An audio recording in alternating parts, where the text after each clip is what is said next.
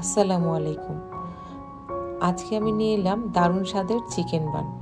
ভীষণ মজার এবং দেখতেও সুন্দর এই চিকেন বানটি ছোট থেকে বড় সবাই ভীষণ পছন্দ করবে। তো চলুন দেখে আসা যাক। আমি এই সুস্বাদু চিকেন বানটি তৈরি করার জন্য প্রথমে নিয়ে নিচ্ছি 2 কাপ ময়দা, সাথে দিয়ে দিচ্ছি 2 টেবিল চামচ চিনি আর 1 চা চামচ ইস্ট আর পরিমাণ মতো লবণ, আরও দিয়ে দিলাম 2 টেবিল চামচ তেল। এবার এই সমস্ত উপকরণগুলো আমি একসাথে ডলে ডলে হাত দিয়ে মেখে নেব। এটা মাখা হলে এবার আমি এখানে কিছু পানি দিয়ে এই ডোটাকে একটু সফট করে তৈরি করে নেব। আর এটার সাথে শেষের দিকে আমি 2 টেবিল চামচ তেল ইউজ করেছি যাতে এটা সুন্দর মতো ময়ান করা যায়। এবার আমি উপর দিয়ে খানিকটা তেল এটাকে লাগিয়ে এটাকে রেখে দেব 30 মিনিটসের জন্য রেস্টে ফোলার জন্য। আমি এখানে হালকা গরম পানি দেখতে পাচ্ছেন নিয়েছি, বেশি গরম নেওয়া যাবে না। গরম পানির উপরে রেখে দিয়েছি যাতে এটা ভালো মতো ফুলে যায়। এখন আমি আদা এবং রসুন পেস্টটা তেলের মধ্যে দিয়ে একটু ভেজে নিয়ে তার মধ্যে পেঁয়াজ এবং মরিচ কুচি দিয়ে দিয়েছি। এটাকে হালকা করে ভেজে নিলাম, নরম করে ভেজে নিয়েছি খানিকটা। এবারে আমি মাংস সিদ্ধ করে এটাকে ছাড়িয়ে রেখেছিলাম সেটা দিয়ে দিলাম, পরিমাণ মতো লবণ, গোলমরিচ এবং চিলি ফ্লেক্স দিয়ে এটাকে সুন্দর করে নেড়ে চেড়ে নিচ্ছি। খানিকক্ষণ ভাজা হয়ে গেলে এবার আমি মাঝখানটা ফাঁকা করে দিচ্ছি, দিয়ে এর মধ্যে কিছুটা তেল দিয়ে দিলাম। এবার আমি এর মধ্যে দিয়ে দেবো 1 টেবিল চামচ ময়দা অথবা আটা যে কোনোটা ইউজ করতে পারেন। এটা দিয়ে একটু সুন্দর করে নেড়ে চেড়ে একটু ভাজা ভাজা করে নিব যাতে ময়দার কাঁচা গন্ধটা না থাকে। এরপরে আমি এর মধ্যে দিয়ে দিব 1 মগ দুধ। আমি এখানে দেখতে পাচ্ছেন দুধ দিয়ে দিলাম। এটা আপনারা পরিমাণ মতো দুধটা দেবেন। দুধ দিয়ে এটাকে সুন্দর করে নেড়ে চেড়ে একটা ঘন একটা সুন্দর একটা ভিতরের পুরটা তৈরি করে নেব। দেখতে পাচ্ছেন ময়দা দেওয়াতে আমার চিকেনটা ঘন হয়ে গেছে। এবার আমি এখানে 1 টেবিল চামচ চিনি দিয়ে দিলাম। চিনি দিয়ে এটাকে সুন্দর করে নেড়ে চেড়ে দিচ্ছি।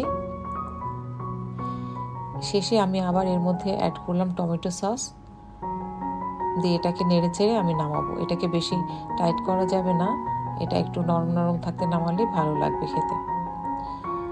তো এদিকে আমার আটাটা ফুলে গেছে, সেটাকে আমি নিয়ে নিচ্ছি। নিয়ে আমি এটাকে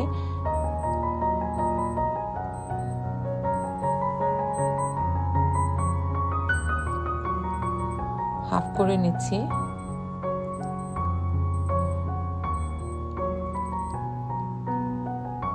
এটাকে আমি 4 ভাগে ভাগ করে নিলাম। নিয়ে আমি এটাকে সুন্দর করে গোল গোল করে বল তৈরি করব। তো এবার আমি এটাকে একটা রুটি বেলা বেলুনের সাহায্যে এটাকে একটু বেলে নিচ্ছি গোল করে।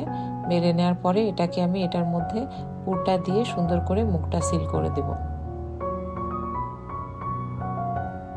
খেয়াল রাখবেন যেন মুখটা কোথাও লিক না হয়। সুন্দর করে আটকে দিয়েছি। এভাবে আমি সবগুলো তৈরি করে নিচ্ছি।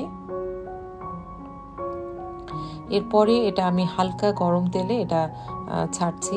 তেল যেন বেশি গরম না হয়, তাহলে এক পাশ পুড়ে যাবে আর ভিতর দিকে কুক হবে না ঠিক মতো। তো হালকা তেলে একটু সময় নিয়ে এটাকে ভাজতে হবে। এটাকে উল্টে পাল্টে দিতে হবে যাতে এক সাইড বেশি না পুড়ে যায়।